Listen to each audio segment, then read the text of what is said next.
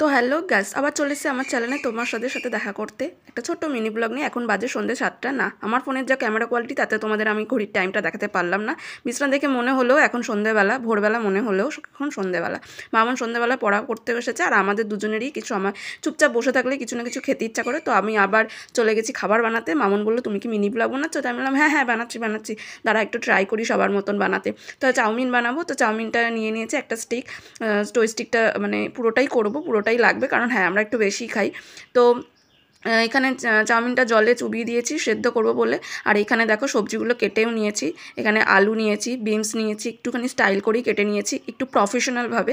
আর গাজর কুচিয়ে নিয়েছি, সাথে পেঁয়াজ কুচি, আর এই যে ঘাসঘুস মানে বাঁধাকপি কুচিয়ে নিয়েছি, কাঁচা লঙ্কা কুচি, গোলমরিচ, আর এখানে একটা সিক্রেট মশলা। না, সিক্রেট মশলাটা কিন্তু এক্ষুনি মানে বলবো না, বলবো পরে বলবো। এই যে পেছনে রান্নাবান্না হচ্ছে, সাথে মা প্রচুর কষ্ট করেই রান্নাবান্নাটা করতে হচ্ছে, কিন্তু কী করবো, খেতেও ইচ্ছা করছে। আর এখানে মামনের পড়ার স্টাইল দেখো, টেবিলের ওপর উঠে গিয়ে পড়ছে। ওই কড়াইটা হবে না দেখে আমি আবার বড় একটা কড়াই নিয়ে নিয়েছি।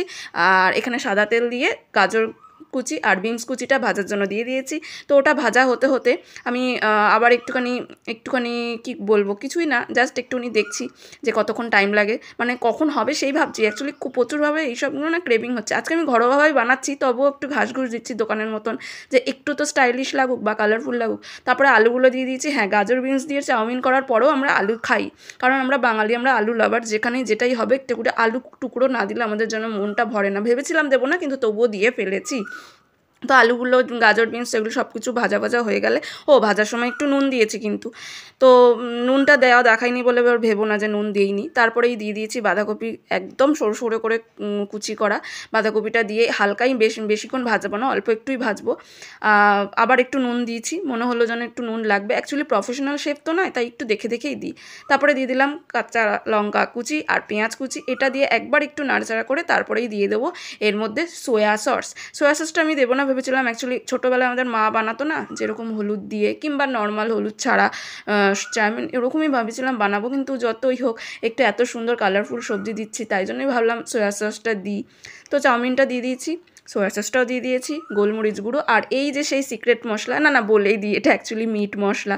তোমরা ওই এভারেস্টের মিট মশলাটা চাউমিনে দিয়ে দেখবে, একদম মানে পারফেক্ট দোকানের মতনই টেস্ট আসে।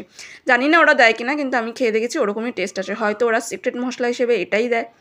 তো যাই হোক, দেখো আমার চাউমিন কিন্তু অলমোস্ট ডান। আজকে আর ডিম দিইনি, আর ওই জন্য একদম নর্মালি করেছি। তো দেখো, একদম সাদাই করবো ভেবেছিলাম, কিন্তু ওই সোয়া সসটার জন্য একটু কালার এসছে। চাউমিন একদম রেডি, সার্ভ। তো আমি সস খাই না, মামুন বললো একটু স্মাইলি করে দাও। আমি জেনারেলি খাবার তৈরি হলে খাবার মধ্যে হামলে পড়ি, সার্ভ করা বা ডেকোরেশন করার মতন টাইমই দিই না। তো যাই হোক, একটু হালকা পাতলা ছোটোখাটো ডেকোরেশন করে দিয়েছি, আর এটা মামুনকে দিয়েছি। মামুন সেটার একটা চোখ ভেঙে খাওয়াও শুরু করে দিয়েছে, আর খেতে খেতে বলছে নাকি ভালোই হয়েছে। জানি না, আমি খেলে দেখতে পারবো।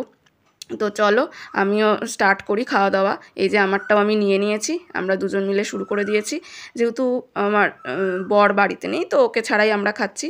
তো চলো আজকের মতন এই মিনি ব্লগটা, হ্যাঁ এটাই কিন্তু আমাদের ডিনার আজকে আর এরপর আর আমাদের খাওয়ার মতন কোনো পেটে জায়গা থাকবে না। তো চলো, আজকের এই মিনি ব্লগটা কেমন লাগলো অবশ্যই জানাবে। তো টাটা।